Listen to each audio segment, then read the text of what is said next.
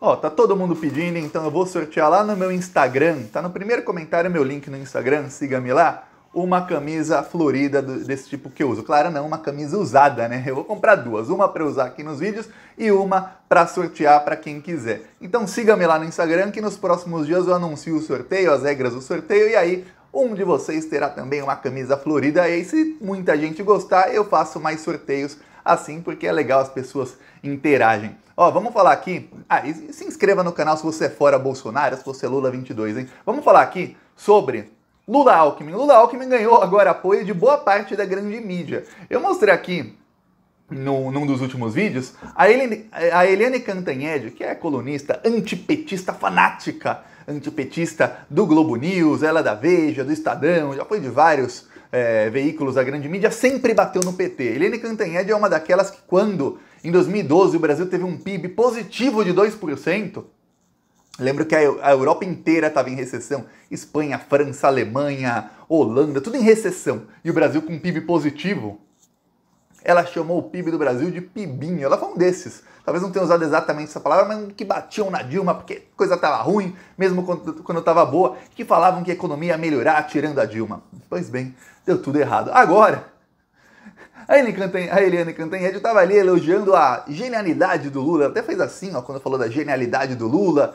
tudo mais. E aí ela falou sobre a chapa Lula-Alckmin. Ela disse, olha, a chapa Lula-Alckmin consegue trazer para o Lula um eleitorado do centro. O problema não é nem o eleitorado, é que consegue trazer para o Lula parte da direita que não confiava no PT e não confiava no Lula. Eles passam a confiar e a governabilidade do Lula, depois que ele ganha a eleição, fica mais fácil depois disso. Só que não foi só ela quem falou isso. O Merval Pereira do Globo também falou a mesma coisa. Vários analistas da grande mídia começaram a falar, olha, se o Alckmin for vice do Lula, a chance do Lula ganhar no primeiro turno é gigantesca. E aí saiu o Datafolha. O Datafolha saiu e veio como uma bomba. Por quê? A bomba não foi apenas o fato de confirmar o IPEC, confirmar a pesquisa Quest, confirmar as outras que mostravam o Lula ganhando no primeiro turno. Isso as pesquisas estão mostrando já faz 3 ou 4 meses. É a primeira vez agora que a mídia fala disso. Eles escondiam que o Lula ganhava nas pesquisas no primeiro turno. Lembra disso? Agora já não escondem mais. Você vê a Globo falando, você vê todo mundo falando, Lula ganha no primeiro turno. Coisa que não acontecia também em 2018. Que coisa, né? Olha a mudança de ares. E aí, o Datafolha veio com uma pesquisa sobre o Alckmin. Uma das perguntas que foi divulgada foi sobre o Alckmin, foi divulgada depois, um dia depois do Datafolha. Que foi o seguinte, perguntaram para os eleitores do Lula, que são 49%. O Lula saiu em um cenário com 47%, em outro com 49% no Datafolha. Aí perguntaram para esses que disseram que iam votar no Lula. Olha, se o Alckmin for vice do Lula, a chance de você votar no Lula aumenta ou diminui? E aí, olha só, 70% dos eleitores do Lula, e aí quando a gente fala de um universo de 49% dos eleitores, eu estou falando aí de quase 35% dos brasileiros, dizem que não muda. O vice do Lula ser o Alckmin ou não interessa, eles vão votar no Lula. 21% dos eleitores do Lula, 21% dos eleitores do Lula disseram que aumentam as chances dele votar no Lula. Quer dizer, a gente está falando aí de mais ou menos 10% dos brasileiros dizem, ó, com Alckmin a chance de eu votar no Lula ainda, eu já ia votar no Lula, mas com Alckmin melhor ainda. Quer dizer, a coisa tá boa. E 9% dizem que diminui a chance deles votarem no Lula. A gente está falando aí de 4,5% da população. Ou seja, dos 49% que o Lula tem na pesquisa, apenas 4% dizem que a chance deles votarem no Lula diminui se o Alckmin for vice. Porém, tem uma coisa. Nos eleitores do Moro, há mais eleitores do Moro dizendo que podem votar no Lula se o Alckmin for vice do que eleitores dizendo que não podem votar no Lula se o Alckmin for vice. Então o Lula consegue pegar eleitores da direita conservadora com Alckmin como vice. Dos eleitores do Ciro, é mais ou menos igual. Alguns dizem que mais ou menos 15% dizem que não, 15% dizem que sim, mas como o Ciro tem poucos eleitores, ficou com 6 pontos na pesquisa, é um universo ainda muito pequeno. Eu teria que ter uma pesquisa mais detalhada só com eleitores do Ciro para saber sobre isso. Porém, os que votam em branco e nulo, tem mais gente que diz que pode votar no Lula do que não, com Alckmin como vice. A pesquisa do Datafolha é feita nas ruas. E ela contradiz o que outras pesquisas disseram antes, pesquisas que são feitas por telefone. Então, no termômetro das ruas, do Datafolha, com a metodologia do Datafolha, o Alckmin como vice do Lula não muda muito o cenário eleitoral do Lula, o que é excelente. O Lula estava até pensando, o Alckmin como meu vice, talvez eu perca algum outro voto, talvez eu ganhe algum outro voto, mas o cenário ideal é que ou a candidatura do Alckmin como vice ajude o Lula, ou que ela pelo menos não atrapalhe. Por quê? Porque o Alckmin ajuda o Lula a ter uma rejeição menor com a grande mídia. E tendo uma rejeição menor com a grande mídia, e isso já ficou visível depois das pesquisas IPEC e Datafolha, aquelas críticas a tudo que o Lula faz pararam. Assiste o Globo News, tá uma diferença. Fala, meu Deus do céu, esse pessoal já eles vão declarar voto no Lula. Não, veja bem, estão longe disso, mas tá uma diferença muito grande. Por quê? Porque eles desistiram do Sérgio Moro. Boa parte do empresariado já desistiu do Sérgio Moro. Boa parte dos grandes players políticos, que são caciques do Centrão, caciques de partidos e até empresários bilionários, aí quando eu digo bilionários, são donos de grandes bancos, estavam investindo tudo no Sérgio Moro e falaram, opa, o Sérgio Moro não vai dar. A gente vai ter que fazer o quê? E falar com o Lula. Vamos falar com o Lula para ver se a gente consegue fazer com que o Lula ele não radicalize a esquerda, pelo menos ele seja um cara ali de centro-esquerda, que é o que o Lula foi nos 8 anos em que ele foi presidente, o cara de centro-esquerda. Ou seja, o Lula fica até ofendido, isso ele falou quando ele estava na Europa, e do fato de empresários acharem que ele vai radicalizar a esquerda, que ele vai ser um cara comunista, que ele vai reestatizar um monte de coisa. Não, o Lula, quando ele foi presidente, ele foi um cara de conciliação. Ele ouvia empresário, ele ouvia os catadores de lixo, ele ouvia os petroleiros, ele ouvia um, ouvia outro, ouvia todo mundo, e aí ele tomava a decisão que fosse melhor para o povo, sempre levando em consideração todas as opiniões. E ele foi um presidente extremamente moderado. Ele fica até ofendido quando pensam que ele pode ser um cara radical. Não vai ser. E aí, o que acontece? Os empresários, pouco a pouco, vão se acostumando, vai caindo a ficha de que a coisa tá ruim. E olha só, genialidade, roubando as palavras da Eliane Cantanhede, genialidade mesmo. O Lula conseguiu acalmar boa parte da grande mídia. E parece, veja bem, tem várias fontes dizendo que tá 99% selada a união Lula-Alckmin, e que o Alckmin vai pro PSB, e que o Alckmin será vice do Lula pelo PSB. E o Lula tá tentando barganhar o seguinte, para o Alckmin ser vice dele e o Haddad ser o candidato do PT com um vice do PSB, que seria o Márcio França, talvez, ao governo de São Paulo. Já tinham falado do Haddad para senador em São Paulo. Eu acho extremamente arriscado.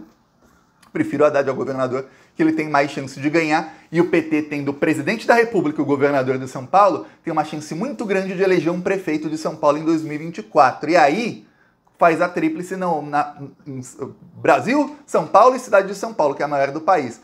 Olha só, a chance do Haddad fazer um governo excelente em São Paulo e já se cacifar para substituir o Lula em 2026, em 2030, é gigantesca. Então as coisas estão mudando, os ares estão mudando. Aí eu te falo, você imaginava isso em 1º de janeiro de 2019, quando o Bolsonaro assumiu? Eu, Thiago, não. O que eu imaginava é que o Lula ia ficar preso para sempre. Você provavelmente também tinha muita gente, eu lembro, muita gente na esquerda que fazia vídeo falando, vamos matar o Lula na prisão, o Lula vai ficar preso para sempre, vai dar tudo errado, nossa, preocupem-se, enquanto eu falava, calma gente, calma, as coisas vão se ajeitar, o Lula vai ser solto, vai dar tudo certo, vai dar tudo certo. Eu não imaginava que as coisas dariam tão certo como estão dando, mas a rejeição que o Lula tinha entre o grande empresariado está derretendo, está cada vez menor. Olha só, enquanto isso acontece, olha só o que está acontecendo. O Bolsonaro está em pânico. Para tentar conter isso, o Bolsonaro montou um quartel-general em Brasília, no Palácio do Planalto. O Alckmin provavelmente vai para o PSB. Então o PSD, que é o partido do Kassab, que tem muitos deputados, é uma bancada forte, tem muitos senadores também, tem 11 senadores, o PSD, o Kassab talvez esteja meio triste com o Alckmin, porque ele queria que o Alckmin fosse para o partido dele e fosse candidato ao governo de São Paulo, onde o Alckmin tinha uma grande chance de ganhar, ou pelo menos chegar ao segundo turno. Porém, se ele vai para o PSB, o casamento Alckmin-Kassab acabou. O Bolsonaro montou um quartel-general lá em Brasília para tentar conseguir o apoio do Kassab. Eu vou te dar um spoiler, não vai conseguir. O Kassab não é louco de entrar em barco furado, não é louco. Tem uma entrevista do Kassab, da semana passada, em que ele fala exatamente isso. O Bolsonaro está num barco furado. Está afundando o barco do Bolsonaro. Você acha que o Kassab vai entrar nessa? Não vai. Mas o Kassab vai usar o fato do Bolsonaro tentar se aproximar a ele para tentar conseguir mais coisas do Lula, para tentar compor na governabilidade do Lula. Por quê? Porque eu vou te falar uma coisa como é feito. Muita gente pensa, os candidatos vão para a eleição, fazem ali as suas chapas e vão para a eleição e depois Não. Eles já falam de governabilidade antes da eleição. Ó, se você ganhar, eu quero isso, eu quero aquilo, a gente vai estar assim, assim, assado juntos, ou não estaremos juntos e seria oposição. Aí teriam que conversar depois. E o Lula já articula isso, ó, falta um ano para a eleição, praticamente 10 meses aí, e o Lula já está articulando isso para quê? Para que quando ele chegue em 2022, ele já tenha os apoios muito bem feitos. Eu vou falar qual é a estratégia do Kassab, que é o seguinte, a estratégia dele. Ele vai tentar lançar o Rodrigo Pacheco, que é o presidente do Senado, a candidata à presidência da República. Ele tentou até veicular como vice do Lula, ninguém gostou, eu também odeio o Rodrigo Pacheco. Tá, Rodrigo Pacheco não vai passar de 5% de intenção de votos nunca, nunca, nunca, não vai passar de 5%, mas ele vai levando, das duas uma, ou perto da eleição ele retira a candidatura e apoia o PT, ou ele perde no primeiro turno e apoia o PT no segundo turno, mas já antes tendo articulado, ó, estarei junto com o seu governo, ajudando assim assado, e vamos fazer aqui uma governabilidade. Por que eles querem articular antes da eleição? Eu vou te explicar. Porque não se sabe antes da eleição quantos deputados e senadores cada partido vai eleger.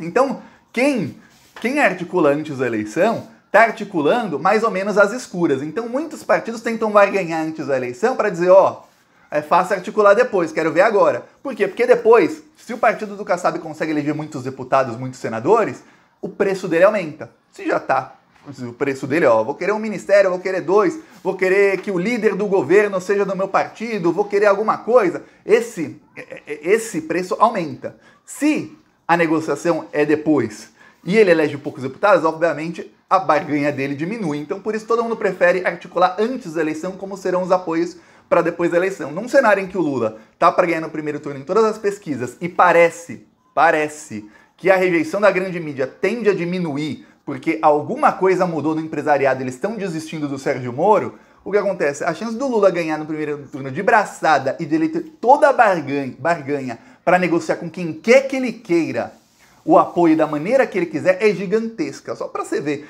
esse cenário, essa tempestade perfeita jamais aconteceu no Brasil. Quando o Lula ganhou em 2002 e em 2006, a coisa não estava tão favorável assim ao PT como está hoje. Só para você ter ideia. Infelizmente, o Brasil teve que sofrer muito, muito, muito para a população aprender. E felizmente a população aprendeu e olha, espero que aprenda também a votar para deputado e senador, porque é importantíssimo ter uma maioria ali no Congresso. E eu vou te falar, enquanto isso tudo acontece, o PDT continua pressionando para o Ciro Gomes retirar, os deputados do PDT continuam pressionando para o Ciro Gomes retirar a candidatura. Para você ter ideia, teve uma festa de fim de ano dos parlamentares do PDT, o Ciro Gomes não foi. Só para você ter ideia, os parlamentares estão por aqui com o Ciro Gomes, muitos não aguentam ver o Ciro Gomes nem pintado de ouro, não querem ver o Ciro Gomes, eles querem que ele retire a candidatura, e se ele retirar a candidatura e ainda apoiar o Lula, aí melhor ainda, eles aceitam ver o Ciro Gomes novamente, mas se não, já estão por aqui porque muitos sabem que não serão reeleitos. Quem tá para fazer aí a maioria é a esquerda, o PDT pode fazer parte dessa esquerda ou não fazer e vai diminuir muito a sua bancada. A ver agora os próximos episódios, mas olha, eu vou te falar, os ventos nunca estiveram tão favoráveis pra gente, e olha, depois de tanta derrota, eu vou te falar, eu gosto do Alckmin? Nem um pouco. Talvez um dia goste, não sei, talvez o Alckmin mude. O cara que fica o dia inteiro com o Lula por muito tempo, a chance dele mudar é gigantesca, né? De aprender muita coisa. Mas, se o Lula, depois desse inferno que o Brasil viveu nos últimos 5 anos, se o Lula quiser compor com quem ele quiser, vá Lula, faça a sua articulação e você terá pelo menos no meu caso, todo o meu apoio. Comenta aí, o seu apoio terá ou não terá? Ó, vou mostrar aqui nosso carro de som denunciando o Bolsonaro. Aqui a gente apoia também nas ruas, a gente vai pra cima deles. Em São Bernardo do Campo, cidade do Lula, inclusive, olha só.